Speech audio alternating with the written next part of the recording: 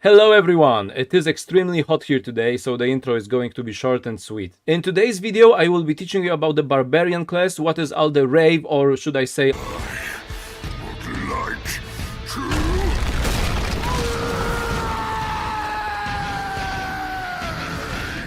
what the class is good at, what to focus on, all the statistics, all the abilities, everything that you should know before starting a Barbarian, also some sample builds that could be useful if you want to multi-class or perhaps stay pure. We will be discussing all the subclasses, the useful feats you can take, pretty much everything to make you a powerhouse. But remember that I make those guides with fun in mind, and it's not always about the most powerful build you can possibly create, it's also about our enjoyment, and I want to just teach you about the class and what are the cool aspects of it, and you can decide for yourself what you want to build. I'll see you at the end of this video. Enjoy! First up, when it comes to picking the race, just make sure to pick whatever race you want to play the most. Any race can make for a great Barbarian, but of course we can get into the nitty-gritty and look for some things that could benefit your Barbarian the most, like the very useful Dark Vision or Fey Ancestry of the Elven races. Especially Fey Ancestry can be very useful because you don't want to lose control of your Barbarian while raging. So if you really want to take advantage of some races' features, then the elves are very good pick, but also the gnomes, who have gnome cunning, which is very powerful because it gives you advantage on intelligence, wisdom and charisma saving throws, which barbarians might not necessarily be good at. The drow also have superior dark vision, which can be really helpful in those dark spots when you want to hit stuff. For skills, it's all about your preference. However, if you want to focus more on the beastly nature of your barbarian, you might consider nature or survival, because some subclasses actually provide talking with animals and some bestial aspects, which can be very handy when you have nature. Intimidation might be the obvious choice, even though we probably won't have much charisma. You're gonna have some specific roles as a barbarian with yelling, shouting and so on, where intimidation can come in handy. Athletics are a very natural pick, most of your barbarians will be buffed and very good at this. Animal handling, again, very useful to have, especially if you're gonna pick the subclass that has speak with animals. The most important feature of the barbarian is of course the rage, and also an armored defense, which lets you add your constitution modifier to your armor class, meaning you can forego choosing any type of armor if you so choose. In most cases in early game you will be wearing armor though, because the armor will simply outweigh the bonus from constitution that you will be getting. Later on though, you might start finding gear that is actually clothing, not armor, with some bonuses and benefits. For example, monk gear works like that. That will have some useful features that you can equip and still keep your constitution bonus to armor, which will be the perfect way to go. While raging, you deal 2 extra damage with melee and improvised weapons, and when throwing objects. You also have resistance to physical damage and advantage on strength checks and saving throws. So as you can tell, it is a very powerful effect that not only makes you do more damage, but it also makes you tankier thanks to the resistance to physical damage, which means you can even be the tank of the group. Just remember that rage can end early if you haven't attacked a creature or taken damage since your last turn. And you also cannot cast spells or concentrate on them while raging. This is important to know not only when considering multiclassing the barbarian, but also with items that can, for example, give you some ability that requires concentration. For example, spoiler alert, the Tear's Sword that you get in Act 1, you won't be able to continue holding this effect once you begin raging. Barbarians also get the highest hit points in the game at a whopping 12 plus your constitution modifier, and you also get strength and constitution saving throws. The ability scores that we will be focusing on is of course constitution to raise that AC, and also most of the time strength, which will greatly boost our hit chance, our throwing range, and also our damage of course. Dexterity is also important to us because later in the game, when we're not gonna be wearing armor, dexterity contributes to our armor class as well, so it is good to raise it quite high. If you have any spare points, it's good to put it in wisdom, as it's gonna benefit our saving throws, especially against spells. On level 2 you will get danger sense, which lets you have an advantage on dexterity saving throws against traps, spells and surfaces.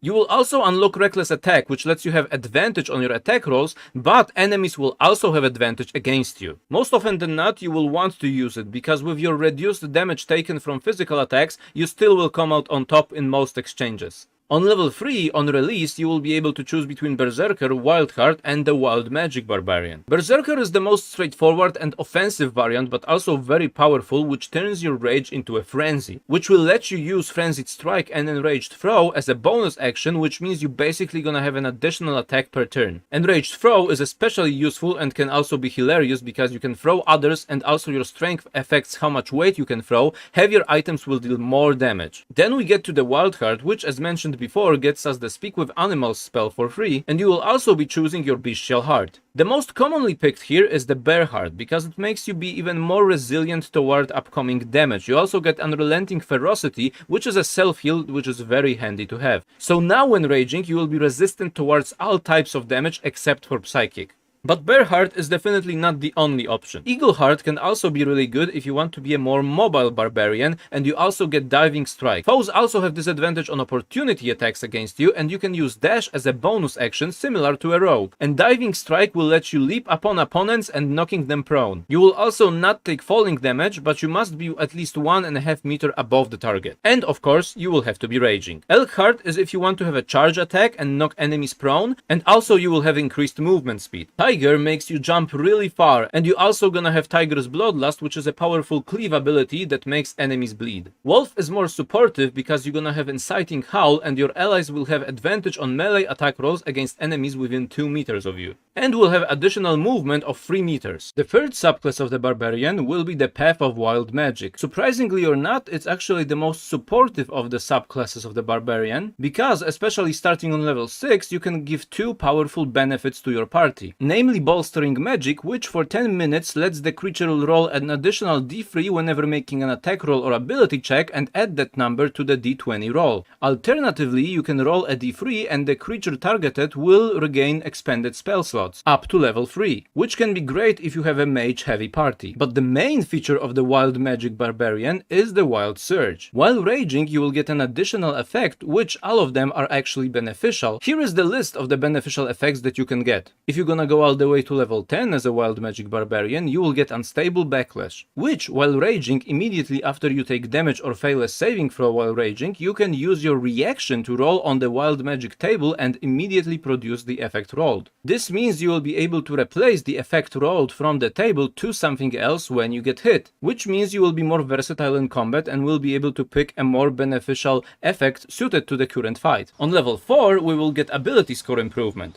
Most of us will take +2 strength here to boost our damage and attack rolls, but also consider taking one of the useful feats. For example, Great Weapon Master can be a great feat for us to consider, because we're gonna do a whopping +10 damage on attacks while taking a -5 penalty to attack roll, which we can somewhat nullify thanks to our Reckless Attack, which gives us advantage on attack rolls, meaning we're gonna be able to hit more often even with this pesky -5 to attack roll. And we will just be doing tons of damage. Another useful feat is the Sentinel, which will let you reduce the enemy's bonus speed to 0 once you're gonna get an opportunity attack on them, and also negating the disengage features of the enemies because they will still provoke an attack of opportunity against you. And perhaps the best feature of this feat is that when a creature makes an attack against a target other than you, you can use your reaction to make a melee attack against the attacking creature, which will just make you great in the thick of combat so you can protect your allies. Polearm Master is also great because not only do those weapons get additional reach, you also can use a bonus action to make a melee attack with the opposite end of the weapon, which basically means we get an additional small attack during our turns, and you can add your ability modifiers to the attack. And also you will get an increased reach from opportunity attacks when the enemy will get into your range. On level 5 we will finally be getting our extra attack feature along with the fast movement, which will increase our movement speed by 5. The extra attack will be amazing for us, as we can now reckless attack twice per turn in addition to the frenzied strike, which means in total we can attack 3 times per turn. If you decide to keep going as a pure barbarian, on level 7 you will also get Feral Instinct, which makes you have advantage on initiative rolls. Additionally, if you are surprised at the beginning of combat and aren't incapacitated, you can act normally on your first turn, but only if you enter your rage before doing anything else on that level turn. 9 you will be able to roll additional weapon damage die when determining the extra damage for a critical hit with a melee attack. And finally, on level 11 you will get Relentless Rage, which lets you keep fighting despite grievous wounds. If you drop to 0 hit points while you're raging and don't die outright, you can make a DC 10 Constitution saving throw. If you succeed, you drop to 1 hit point instead. It can be especially good in combination with a Half-Orc who has a similar feature outside of rage, meaning you can possibly avoid dying twice in a single combat round. Now let's get into some builds. First up, we're going to be adding some fighter levels to our Barbarian. Right away, the fighter will give give us a fighting style as well, and it's best to take defense here for additional armor class, because great weapon fighting, despite its name, is actually not so great and not very useful even if you're gonna be using those two-handed weapons. Of course, you can still take it if you want, it's not the worst, but in most cases defense will come out on top in most exchanges.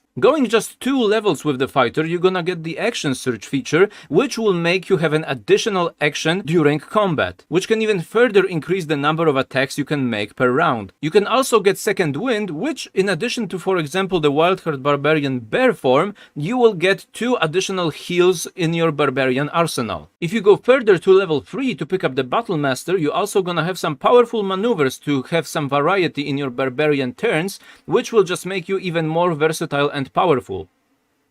Also consider the champion subclass when the game comes out, because you're gonna get improved critical, which means you will be dealing even more damage thanks to those nasty crits. And with the potential 4 attacks that you can make in a round, you can be sure that some of them will be critical hits. So the potential build you can make here is 8 levels in Barbarian and 4 into Fighter, starting with the Barbarian to get it to level 5 and get that extra attack, and then 3 or 4 levels of Fighter. 3 if we just want to stop at the subclass of the Fighter to grab, for example, the Battle Master or the Champion if we want to go more the crit route, or we can even go for 4 levels of fighter right away to grab that useful ability score improvement or a bonus feat. And after that, just finish the build as a Barbarian. Now a bit more of a brawler or a street fighter build, so to speak, the Barbarian fighter with the rogue mix. In Baldur's Gate 3, the thief subclass of the rogue gives us an additional bonus action, which means we can use that bonus action, you guessed it, to do even more damage with an additional attack. What it means is that we will be able to use our Frenzied Strike 1 more time per turn, or an Enraged Throw, because they are bonus actions. Because you are giving yourself advantage thanks to the Reckless attack, you will be automatically adding the Sneak attack die to your Reckless attack damage. You will be very mobile, very tanky, and also do a lot of damage. Not to mention that when the game comes out, Hide will actually be a full action, so you can also use it as a cunning action, possibly to surprise your opponents with that Reckless attack.